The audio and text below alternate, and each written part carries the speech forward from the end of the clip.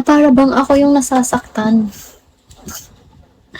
Para bang ako yung hindi makamove on.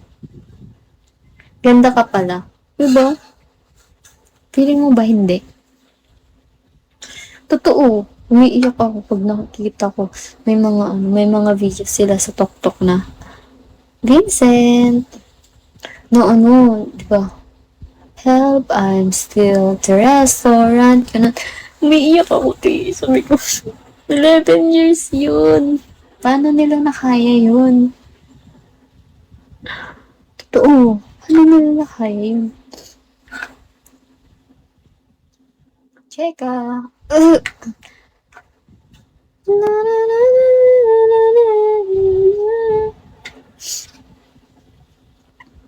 Paano nila nakaya yun?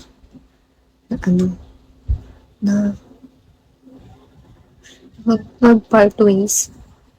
Tapos ngayon, meron ng bebe si DJ. Wag naman. Di pa ako ready.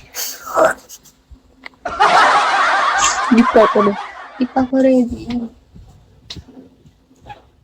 Tangi. Tangi. Defective. Hello. Where are we, Tangi? Tangi, where are we? Ganun sila. Naiyak na ako. Tapos may mga ano pa sila, interview. Sabi ni Catherine Bernardo, ganun. If ever daw na nung interview nila kay Boy Abunda. Tapos sabing ganun.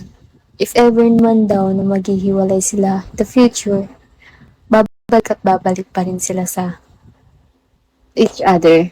Babalik daw sila. Pero bakit ngayon hindi? Ate naman. Ate naman, bumalik na kayo. Sayang 7 years. Pwede ba yun? Joshua, hello. Pwede ba yun, guys? Paano nila kayo makamove on sa ganung katagal? Halos buhay na nila yung isa't isa. Tapos biglang wala na. Aray ko naman, te. Tapos, iyak ako. Tapos, nag-rewatch ako ng mga movie nila. Nag-rewatch ako.